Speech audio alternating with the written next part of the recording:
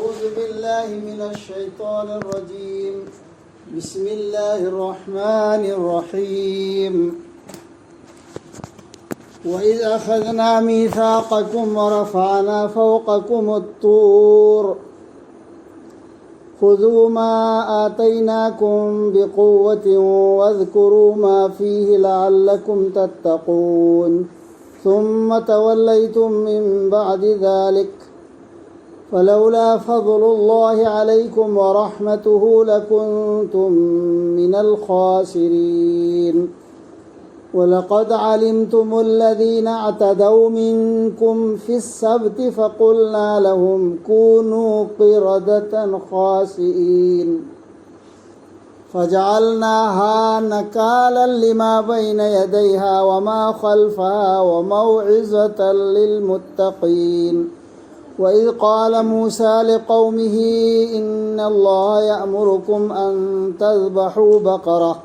قالوا أتتخذنا هزوا قال أعوذ بالله أن أكون من الجاهلين. قالوا ادع لنا ربك يبين لنا ما هي قال إنه يقول إنها بقرة لا فارض ولا بكر عوان بين ذلك فافعلوا ما تؤمرون. قالوا ادع لنا ربك يبين لنا ما لونها قال إنه يقول إنها بقرة صفراء فاقع لونها تسر الناظرين. قالوا ادع لنا ربك يبين لنا ما هي إن البقرة شابه علينا وإنا إن شاء الله لمهتدون. قال إنه يقول إنها بقرة لا ذلول تثير الأرض ولا تسقي الحرث مسلمة لا شية فيها. قالوا الآن جئت بالحق فذبحوها وما كادوا يفعلون. صدق الله العظيم. مزید دوسرا سورہ البقرہ گیا ہے نمبر 63 دگی. رب اشرح لي صدري ويسر لي أمري واحلل عقدة من لساني يفقهوا قولي. أعوذ بالله من الشيطان الرجيم. بسم الله الرحمن الرحيم. أدوغا نكسينغ ويكوينا هيدي الله نكويغي وسق لوبا متمدا الله نتحنغت كيباني سيناي چingdon dubu نكويغي نتبتا أسومنا حيبيدونا بايو أيكوينا نكويدا بيكيبادو جيتنا أدوغا نكسينغو مدودا ياوري بدو نكوينا أيبو كيجابا حيبادو وينبا موسى علیہ السلام کی بنی اسرائیل کے قوم دا وسق لو کی بگی اللہ نے نکسنگ ہلے سے کوئی دا ہے اہل کتاب سنگ دا نہائی رپم بسی اہل کتاب سنگ دا پالا لرک تھا کہ بکانگو قوم دو بنی اسرائیل دا نتر لرک تھا کر سے کوئی دن مخوی دا حائر بنے بواری سی کوئی دن مخوی دا حائر کر گرم لرک سے کوئی دا تھا رہی میں ہو جی مخوی دا لرک تھا کہ بکانگو تو سمین حائی کیا با سمین وسق لو کیا با چین پایو ہے قریبونو کمرا لرک تو اللہ کی تورات تو انجیل دو هذا حاري وام خيدو جاي كوي دو سنة بحرسي أكوي سو أهل كتاب نينا لايك فانغو غانغو نينا سي لارك سي أكوي نفانغ مين أكوي نجيت نباقي دابا جيت نباقي رمين سيدا حيرم كوي دو توبتاره أتوب دو سيو هم بتاره سيدا حيرم فون بدو لوين توبو دو جيت نباقي بحرسي نيوان دا يوهن بسي ورسو إسا عمل توبو ورسو سيدا حيرم بقانون دو أكوي دا سينر إمينا تپانگ توب بتاره أدو تو دباقي أكوي بيرا چيلا إسي جينا بايده بغي ياما سيريس وين مو دخن ثغدا نسي تراي بوانته وسي ليس بالهزل هرسن حقي نتينا لا باهر اين هاي واس حقي نتي أدوداگي نكوينا نماي لي توكي بني مدوگي توندا أدمين هاينا خرابا ودا لو خرما توندا الله گي توجال ليرم دربا نكويگي نثكتا امسون الله گي مينونسي سويدنا نكوي ياو كيرم گدا بني مانگجربا سينگي منوندا ادو الله كوبي دنا هويدو كون بجي متام خرب تيبي كي دما هن كي دبي وانيبا كون دي مانغلينيبا نكوينا هان خنگلبدوني نكويگي نركتگي سيل هنبا نوميت كي ꯑꯊꯤꯡꯕ ꯊꯨꯒꯥꯏꯈꯤꯕꯁꯤꯡ sil henba sil di thabak sinfam sil ꯍꯦꯟꯕ ꯅꯨꯃꯤꯠꯀꯤ ꯑꯊꯤꯡꯕ ꯊꯨꯒꯥꯏꯈꯤꯕꯁꯤꯡ ꯑꯗꯨꯒꯤ ꯋꯥꯔꯤ pen down ꯑꯜꯂꯥꯍꯅ ꯍꯥꯏꯈꯤꯕꯅꯤ ꯃꯈꯣꯏꯗ ꯑꯣꯜꯂꯣ ꯅꯈꯣꯏ ꯌꯣꯡꯁꯤng ꯇꯨꯀꯠꯆꯅꯤꯡꯉꯥꯏ ꯑꯣꯏꯔ misda te kan to be aro hai office ka be aro kai to be aro dunia ki thab am ho to be aro ing du adu gi duni sil henba ꯃꯈꯣꯏꯅ ꯆꯦꯟꯅ ꯄꯥꯏꯈꯤꯗꯕꯗꯨ ꯊꯥꯗꯣꯛꯈꯤꯕꯗꯨ ꯑꯗꯨꯒꯤ ꯗꯂꯤꯜꯗꯨꯅꯤ ꯑꯩꯈꯣꯏꯗ ꯈꯪꯍꯜꯂꯛꯏꯁꯤ ꯆꯦꯟꯅ ꯄꯥꯏꯌꯣꯅ ꯁꯛ ꯂꯧꯅꯈ꯭ꯔ ꯃꯇꯨꯡꯗ ꯍꯧꯖꯤꯛꯀꯤ ꯅꯨꯃꯤꯠꯇꯨꯗ ꯁꯤ ꯇꯧꯒꯅꯣꯅ ꯑꯊꯤꯡꯕ ꯑꯃ ꯃꯈꯣꯏꯗ ꯆꯥꯡꯌꯦꯡꯒꯤ ꯑꯜꯂꯥꯍꯅ ꯇꯧꯈꯤꯕ ꯑꯗꯨꯏꯗꯨ ꯇꯧꯈꯤꯗꯕꯗꯨ ꯑꯗꯨꯗ ꯌꯣꯡ ꯑꯣꯜꯍꯟꯈꯤꯕ ꯑꯗꯨꯗꯒꯤ ꯑꯜꯂꯥꯍꯅ ꯑꯣꯏꯍꯟꯈꯤꯕꯅꯤ ꯃꯁꯤ ꯈꯧꯍꯟꯕ ꯗꯟꯗꯤ ꯑꯃ ꯃꯇꯝꯗꯨꯗ ꯂꯩꯔꯤꯕ ꯑꯃꯁꯨꯡ ꯃꯈꯣꯏꯒꯤ ꯇꯨꯡꯗ ꯂꯥꯛꯄ ꯃꯤꯑꯣꯏꯁꯤꯡ ꯑꯗꯨꯗ khauhanba ꯑꯗꯨꯒ ꯄꯔꯥ ꯑꯃ ꯆꯨꯝꯅ ꯆꯠꯆꯕꯁꯤꯡꯗ khauhanba di thuk lawa ki ba agi thuk law khauhanba to risne khangbodu aduni kon kari tho da gen kon gi dam da khauhanba wa ko de taw sabak si akan ba azam hem ho tha kisi din par mo da la dan di di akan ba den ni hai ba du mayam ko la ko mi mo kai gi ne khau hui ya dunia ꯃꯣꯏꯅ ꯉꯁꯥꯏ ꯑꯜꯂꯥꯍꯅ ꯍꯥꯏꯕꯗꯨ ꯌꯥꯈꯤꯗꯕꯒꯤ ꯋꯥꯁꯛ ꯂꯧꯔ ꯃꯇꯨꯡꯗ ꯊꯨꯒꯥꯏꯕꯒꯤ ꯑꯗꯨꯒ ꯋꯥꯁꯛ ꯂꯧꯕꯩꯗꯤ ꯀꯂꯃꯥ ꯁꯣꯟꯗꯅ ꯋꯥꯁꯛ ꯂꯧꯔꯤ ꯅꯠꯇ꯭ꯔꯣ ꯒꯋꯥ ꯄꯤꯔꯤꯃꯤ ꯑꯗꯨꯒꯤ ꯃꯇꯨꯡꯗ ꯑꯜꯂꯥꯍꯅ ꯍꯥꯏꯕꯗꯨ ꯑꯃꯨꯛꯀ ꯌꯥꯔꯛꯇꯕ ꯑꯗꯨꯒ ꯂꯤꯌꯨ ꯃꯨꯁꯥꯅ ꯍꯥꯏꯈꯤꯕꯗꯨ ꯃꯥꯒꯤ ꯃꯤꯁꯤꯡꯗ ꯇꯁꯦꯡꯅꯃꯛ ꯑꯜꯂꯥꯍꯅ ꯍꯨꯀꯨꯝ ꯇꯧꯕꯤꯔꯦ ꯅꯈꯣꯏꯗ ꯁꯟ ꯑꯃ ꯂꯦꯟꯅꯕ ꯃꯈꯣꯏꯅ ꯀꯃꯥꯏꯅ ꯌꯥꯈꯤꯗꯕꯅꯣ ꯍꯥꯏꯕꯗꯨꯅꯤ ꯃꯈꯥꯗ ꯍꯥꯏꯔꯤꯕꯁꯤꯡꯁꯤꯀꯣ ꯑꯜꯂꯥꯍꯒꯤ ꯂꯥꯏꯔꯤꯛꯇꯨ ꯂꯥꯛꯑ ꯃꯇꯨꯡꯗ ꯃꯈꯣꯏꯅ ꯀꯃꯥꯏꯅ ꯌꯥꯈꯤꯗꯕꯅꯣ ꯍꯥꯏꯕꯗꯨ ꯍꯨꯀꯨꯝ ꯂꯥꯛꯑ ꯃꯇꯨꯡꯗ तसेनमक अल्लाह हुकुम तौबीरे नखोयदा सन अमा लेनबा मखोयना हाइखी नंगना इखोयदा फगी तौरिब्रा मुसाना हाइखी अइना चंगजफम लौजरी अल्लाहदा खंगदबसिंगी मनुंगदगी अमा ओइबदगी कनबीनबा नंग हारसि सल्ले ला मी सिरगबो मियम सिरा हालमे अदुगा सल्ले लो हारसिबो उफोन फागी रंग तौसे अन मखोयना अंगन पोन हारपु खंगने कनो हारदना बिने कंगना तौरि अल्लाह ने तौरो वन धर्म हारि खुदक तबांग थोकदबदु मोहना क्वेश्चन तौद चुन चेरा तौदम नते चेरा तौद लैखिबदु मखोयना हाइखी मखोयना अमका हाइरेमि हंगबिरो अखोयगी दमक नंगी रप्ता मयेक सेंगहनबिनबा अखोयना मदु करम्ब मखलगिनो हाइबदु मरै तो अखोयदा मदु करम्ब मखलगिनो हाइबदु होरमी संदुलेंदनबा मोदी सल्ला पे सबसे तौरमीदर मतम ममदा सामरीन पुजलगा अदुद संदुलें बंगदा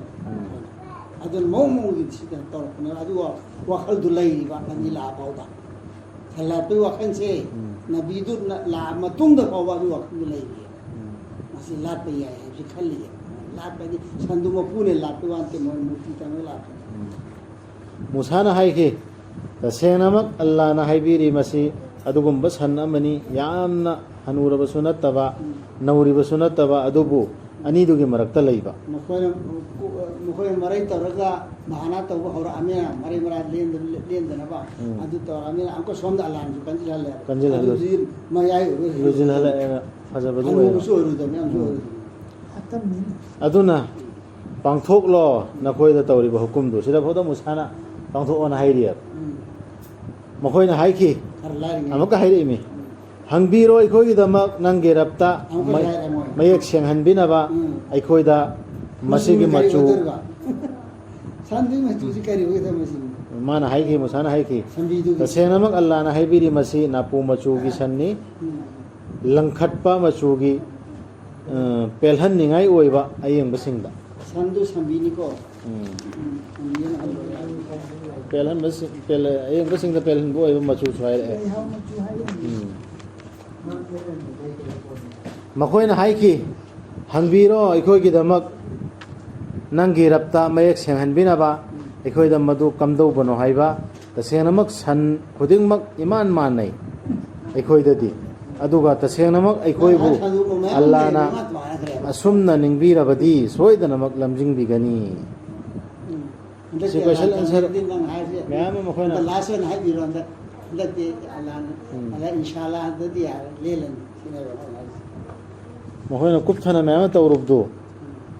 क्वेश्चन आंसर अल्लाह तौरिबा अल्लाह ना मखोयदा हाइरकपदु खक तौरा लोइरबदु तौदबने अदुनी इंशाल्लाह हाइबिरो अल्लाह से थाजरी मोतम मुसाना माने मुसलमान दनी अहले किताब तनी तौरिसी इखोय तनी Musana haiki tasengnamak Allahna hai masi san amani tambidriba lau khoiba natraga ising chingba lobuk singda masa phaba masada phut thindaba ꯂꯥꯛꯇ꯭ꯔꯤꯕ ꯍꯥꯏꯕꯅꯤ makoina haiki hojik nangna purakle achumbadu ꯍꯧꯖꯤꯛꯇꯅ ꯑꯆꯨꯝꯕꯁꯦ ꯍꯥꯏꯔꯤꯁꯦ adudagi makoina madubu hatki haidi len khreba adubu makoina madu tawdabaga manakhre tawdabgadi manakhre ba hoin tawrdu ꯁꯤꯐꯥꯎ ꯏꯟꯁꯥ ꯑꯜꯂꯥ ꯍꯥꯏꯈꯤꯕꯩꯅꯤ ꯅꯠꯇ꯭ꯔꯗꯤ ꯃꯊꯪ ꯃꯊꯪ ꯂꯨꯖꯤꯜꯂꯒ ꯉꯝꯃꯣꯏꯗꯧꯅꯤ sigi aya singsida khanthab kandana yamna kupna ikhoina ngasi ma aina sum khanthab dani haisi fikada masla mem nei nei dana quran gi ayat amchi puthuaga fikada kupna sam adu ken khiba waju adu mai tawradi khudas kaida hodardi adu to hodardi ada to hodardi ana adu ge point sing du sigi aya sing china ka allah na hai order du khudak da nabi na bangtho minimum be bangtho kada ꯑꯗꯨ ꯇꯧꯗ꯭ꯔꯗꯤ ꯑꯗꯨꯃꯥꯏꯅ ꯇꯧꯒꯗꯕꯅꯤ ꯍꯥꯏꯗꯨꯐꯥꯎ ꯃꯁꯂꯥꯗ ꯂꯥꯏꯔꯤꯛꯇ maslada mem pani da nei khairaga ikhoida pamlu lujindana larikshi lising lakta lingna kra islam ge mingda aduna umat singji pumlu ludna azai wakhan laiba kanglu dudi hasidi hanura chakata men lai kra hasidi hanura chakata namaz ji sol afghan kon gadami sadqa karsi mem lema panda pi gadami zakat karsi chakata sadqa karsi aduragi mi ge madyan pamba karsi ngamma pan panga da mi kra ꯂꯨꯃꯜꯂꯛꯄꯗꯨꯗ lumal lapad da masla mem du chai khai kebda ꯃꯁꯥꯅ ꯂꯨꯍꯜꯂꯤꯗꯨ adu iduna sigi aya singji sumna inarup kandana ikoi lairiba larik mem si ꯀꯔꯤꯝꯇ ꯀꯥꯟꯅꯗꯦ hojik yoda pungkan kana de thadu oga quran sin nai nakdam pungkan kana de ikoi du lujil halle aseng ba islam dre la na tham khra allah ki hukum sing dre araiba ilai lehen ba iman pura kadab do allah da tauhid ta pumlu lujil han khra da ngasi ma ena kariyam su yang ebe skolaram gi topic ama mana ngasi nau nau no summa yam da haijaba aina ngasi phoda gi punchi se aina thin ra pasi allah khak ta lat mi kana no yam ware ana mana ha yengu si kari gu mo poram da lu dan leram lum dan leram me sek sigi manam nam da yengu ba mi si muslim marak tani man thiri si tauhid si kana seng mo engana mana sum nai na jaba thib ka anda eni mi ama mi da lum da leram ba ama pot da lum da leram ba ama chatna biem da lum da leram ba ama shirki manam nam da mi am puthi na da mana sum puthok chon ni mai wa khamna makoina haiki si yau khaba ado ilien da ko chamma na khre aduga ningsingu nakoina nipa ama hat khibadu musana hat khiba yawidna aduga nakoina yen khibadu daidu shubne si aduga ningsingu nakoina nipa ama hat khibadu aduga nakoina yen khibadu madugi matangda adubu allah di puthora kadori bani nakoida losilli nakoina losilli badu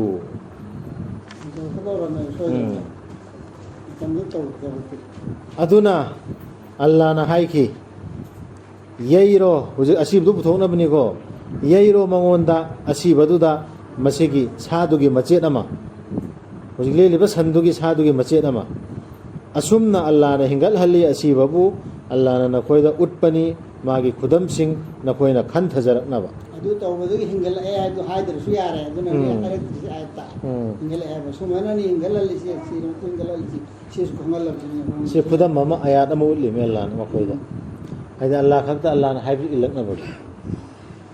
adudagi kansil lakhi ꯑꯗꯨꯒꯤ ꯃꯇꯨꯡꯗ ꯃꯣꯏꯁꯤ ꯊꯃꯣꯏꯗꯤ aduragi amkani ahle kitab sing thin tawrisi amu si maitai na tawbante ko ahle kitab na tawbani adudagi kansil lakhi nakoi gi thamoi sing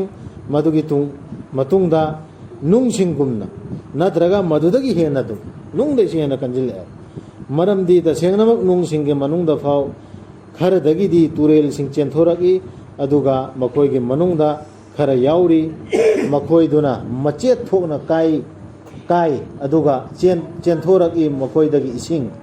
aduga makoi gi manungdagi khara na makhada on tharagi allah bu ki jabadagi nung duni harsi ꯃꯆꯦꯝꯁꯦ ꯇꯥꯕ ꯅꯨꯡ ꯐꯥꯎꯂꯛꯑꯦꯕ ꯑꯗꯨ ꯃꯈꯣꯏ ꯊꯃꯣꯏꯁꯤꯗꯤ ꯑꯗꯨꯏ ꯐꯥꯎ ꯍꯦꯟꯅ ꯈꯟꯈ꯭ꯔꯦ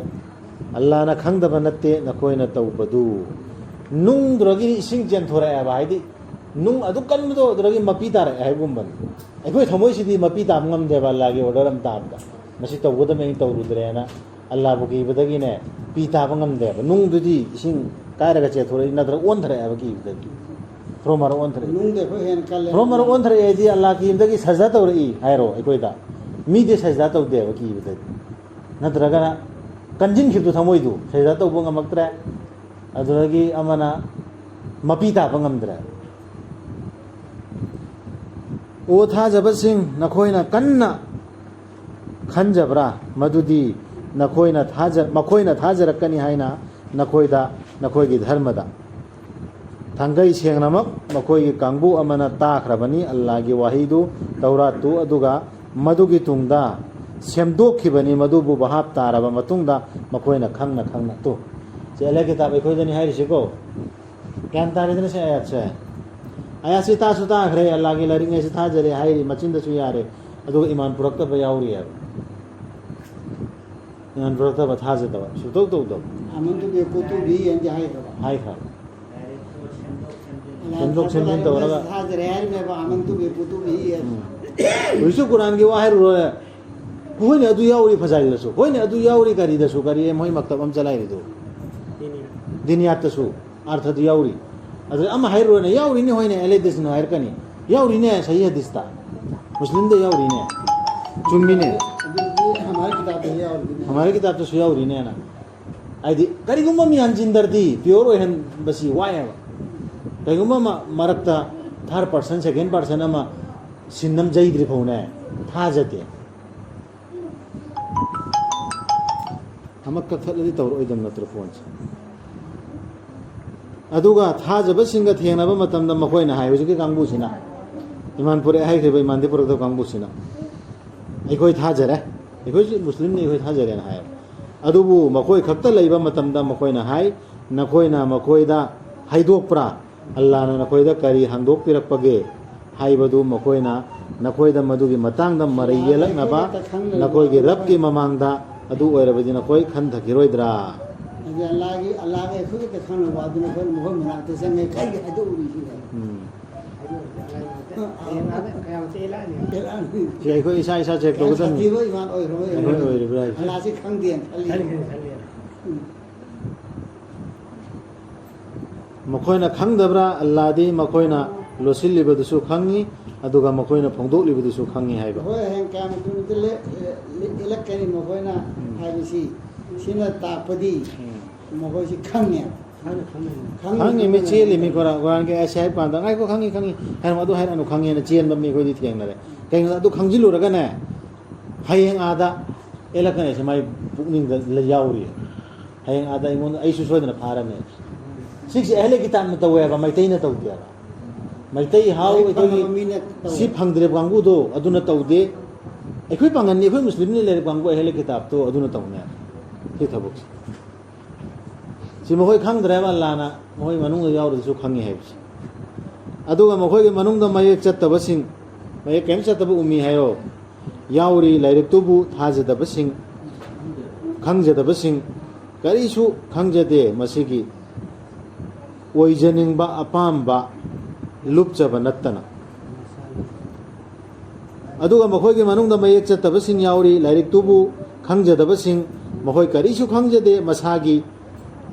ꯑꯣꯏꯍꯟꯖꯅꯤꯡꯕ ꯑꯄꯥꯝꯕꯗ ꯂꯨꯞꯆꯕ ꯅꯠꯇꯅ ꯃꯈꯣꯏꯅ ꯀꯔꯤꯁꯨ ꯇꯧꯕ ꯂꯩꯇꯦ ꯚꯥꯞꯅ ꯁꯥꯒꯠꯄ ꯅꯠꯇꯅ ꯁꯨꯝꯕꯗꯤ ꯃꯌꯥꯝ ꯊꯦꯡꯅꯔꯦꯗꯅ ꯀꯔꯤꯝꯇ ꯈꯪꯗꯕ ꯑꯌꯥꯝ ꯑꯃꯐꯥꯎꯁꯨ ꯗꯤꯟꯒꯤ ꯃꯇꯥꯡꯗ ꯀꯔꯤꯝ ꯄꯥꯔꯨꯗ꯭ꯔꯤꯕ ꯑꯗꯨꯒ ꯑꯈꯪꯕ ꯁꯥꯗꯅ ꯑꯗꯨꯝ ꯃꯨꯛꯇ ꯂꯩꯕ ꯑꯜꯂꯥꯍ ꯍꯨꯀꯨꯝꯅꯤ ꯍꯥꯏꯅ ꯂꯩꯕ ꯆꯠꯂꯤ ꯂꯣꯏꯔꯦ ꯑꯜꯂꯥꯍ ꯍꯨꯀꯨꯝꯅꯤ ꯂꯩ ꯃꯌꯥꯝ ꯂꯩ ꯑꯩꯈꯣꯏꯁꯤꯡꯗꯨꯁꯨ ꯂꯣꯏꯅ ꯕꯨꯙꯤ ꯂꯧꯁꯤꯡ ꯊꯃꯣꯏ ꯂꯣꯏ ꯄꯤꯔꯛꯏ ꯆꯞ ꯃꯥꯟꯅꯅ ꯄꯤꯔꯛꯏ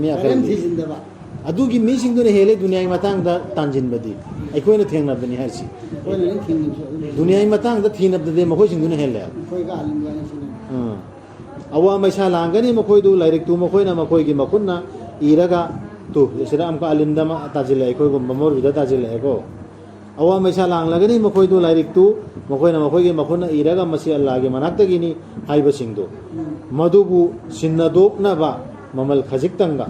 ꯌꯣꯟꯗ꯭ꯔꯣ ꯃꯌꯥꯝ ꯑꯃ ꯃꯆꯥ ꯏꯔꯒ ꯁꯤ ꯐꯔꯖꯅꯤ ꯁꯤ ꯁꯨꯟꯅꯠꯅꯤ ꯁꯤ ꯋꯥꯖꯤꯕꯅꯤ ꯁꯤ ꯇꯧꯗ꯭ꯔꯒ ꯑꯁꯨꯛ ꯒꯨꯅꯥꯅꯤ ꯁꯤ ꯇꯧꯔꯒ ꯑꯁꯨꯛ ꯁꯋꯥꯕꯅꯦꯅ ꯃꯌꯥꯝ ꯏꯗ꯭ꯔꯣ ꯑꯋꯥ ꯃꯩꯁꯥ ꯑꯗꯨ ꯁꯤꯅꯤ ꯁꯤꯟꯗꯣꯛꯄꯗꯨ ꯃꯁꯥꯅꯁꯨ ꯏꯔꯕ ꯑꯗꯨꯁꯤꯡꯁꯤ ꯑꯗꯨꯒ ꯁꯤꯟꯗꯣꯛꯑꯒ ꯃꯁꯥꯅꯁꯨ ꯏꯔꯤꯕ ꯂꯥꯏꯔꯤꯛꯁꯨ ꯈꯪꯉꯤꯕ ꯑꯗꯨ ꯈꯪꯅ ꯁꯤꯟꯗꯣꯛꯑꯒꯅꯦ ꯁꯤꯁꯨ ꯑꯜꯂꯥꯍꯅ ꯍꯥꯏꯔꯛꯏꯕꯅꯤ ꯁꯤꯁꯨ ꯑꯣꯏꯔꯝꯃꯣꯏꯅ ꯍꯥꯏꯌꯦꯕ ꯑꯜꯂꯥꯍꯅ ꯍꯥꯏꯔꯛꯄꯗꯤ ꯅꯠꯇꯕ ꯑꯗꯨ ꯀꯔꯤꯒꯤꯅꯣ ꯗꯨꯅꯤꯌꯥꯗ ꯈꯔ ꯗꯨꯅꯤꯌꯥ ꯀꯥꯟꯅꯕꯒꯤ लीडरशिप फंबगी ओरो नत्रगना दुनिया के कई कान अब लेस करू ही चप माने सी। कल ममल खजिक तक लई ने होता होता ये दो दुनिया मैम मोर भी मुफ्ती मैम लई अखोई उरगना अखोई गी अदुम ngang माई मोहल्लादना मचिन पूरा किसी किचिन बा समनन कलीला मतान थोरकदौरी है ममल खजिक है से दुनिया दुम मोहल्लादरो ना चुम बम तंग ngang मोय मतान थोरकने अदुम मैम ले सान थेंगनरे अवा मसा लांगलगने मखोइदु मखोइगे मखुनना इजरुबदुगी मरमना अवा मसा लांगलगने मखोइदु मखोइना तान सिनजरुबदुगी मरमना मोहम्मद और अमल दो यार ऐसे बहुत और सदकल्लाहु अलैहि नया नंबर आई थी वो